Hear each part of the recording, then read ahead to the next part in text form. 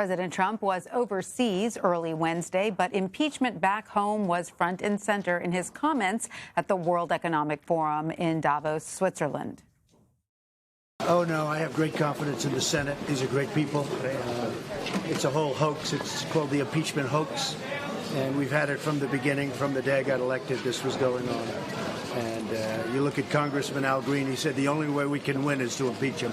And he meant it, too. He meant it. He shouldn't have said it from his standpoint, but he meant it.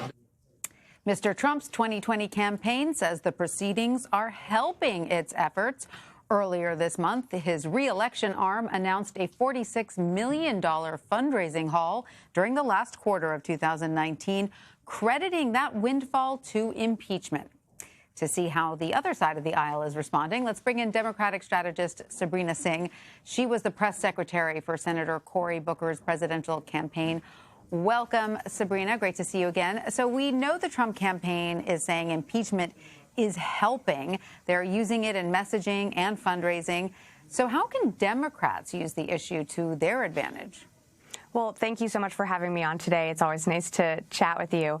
I think that, Republicans are going to talk about impeachment, but, taking a step back here, Republicans, especially in the Senate, and Mitch McConnell and his, Senate Republicans are really the ones blocking Democrats from, being able to call witnesses. They are blocking a very democratic process that should be taking place in the Senate from going forward. So I really think that actually, if Republicans want to talk about impeachment, I think it's actually playing much more beneficial to the Democratic side and to Democratic senators and, to the House and other Democrats up and down the ticket, even though, this is a really serious, charges that the Senate is taking up. This is really serious for all of our country. I think it still is important to remember that Republicans are being the roadblocks here. And I think as we head into, November 2020, when not only we have a presidential nominee at the top of the ticket going up against Donald Trump,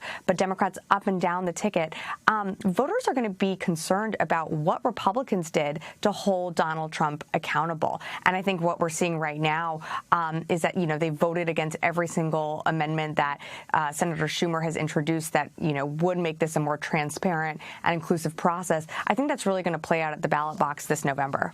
So when the impeachment phase was in the House, we focused a lot on those moderate Democrats, perhaps those from invulnerable seats, when the House was voting to impeach President Trump. What political calculus do those lawmakers have to make when they're running for re-election in districts that President Trump won?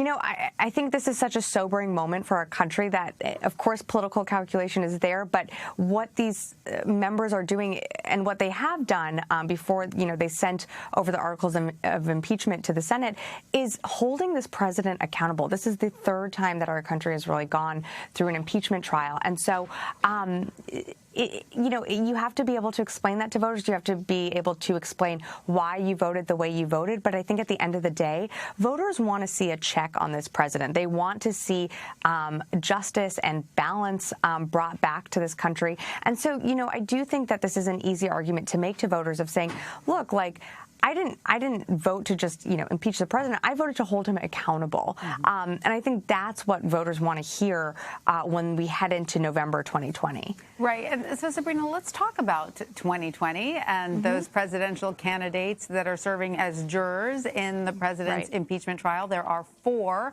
senators. So how much of an impact does taking time off the trail have on their campaigns at this stage in the race, with Iowa looming? Like you said, Iowa is looming. We are very close to Iowa. There's no question it has an impact.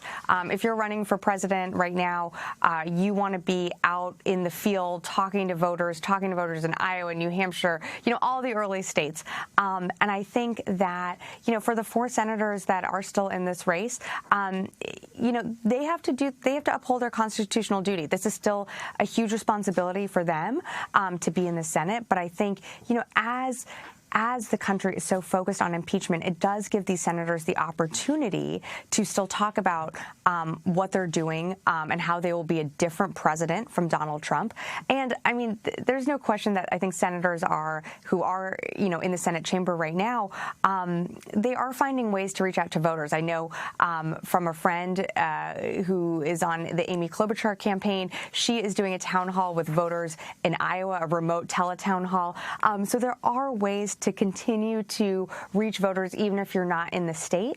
But there's no question, the candidates that are not in the Senate right now can be in Iowa 24/7 meeting with voters. That's just something that each campaign will have to reckon with individually. And so are you seeing those candidates not serving as jurors? Are they tackling impeachment on the campaign trail? I mean, obviously they're taking advantage of this chance to be out there without some of those, fierce competitors who are stuck in the Senate. But are they talking about impeachment? I think we saw today that each of the candidates were asked about impeachment. I don't know that that's necessarily coming from voters. I think, reporters, of course, want to ask about the news of the day, and that's really important to get each candidate's take on where they stand on impeachment. But, I think the voters in Iowa, they want to know what you're going to do to drive down prescription, drug costs. They want to know about how you're going to grow the economy when jobs seem to be leaving the country. So while impeachment is certainly on our minds, I think it's something that looms in the background. It might not be the question that every voter is asking at each town hall with every candidate. Right. And Sabrina, of course, you worked for Senator Cory Booker's campaign. We last spoke to you in that capacity. He's now in Washington for the impeachment trial. First off, what are his spirits like these days post-campaign trail? And can you give us any insight on how he did prepare for the impeachment trial?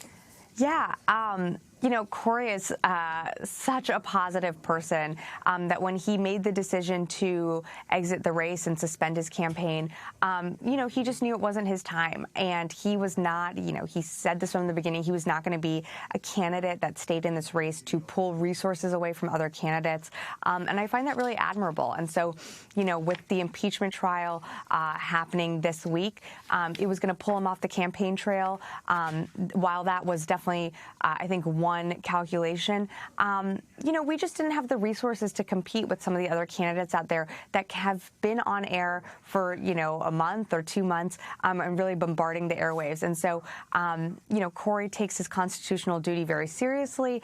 I know that his Senate staff has been preparing him well for these proceedings. But I think, we just knew it wasn't the right time for him in 2020, but I have no doubt, he is someone that will continue to be part of the conversation, either with the impeachment trial and further on in the future with whoever the nominee ends up being for November. So do you think there's another presidential run in his future? I mean, personally, I think Cory is fantastic. I don't know. I think right now, all he is focused on right now is the impeachment trial. Hopefully he's catching up on some sleep, if that's possible during this trial. But I don't really know the answer to that. I think that's a question that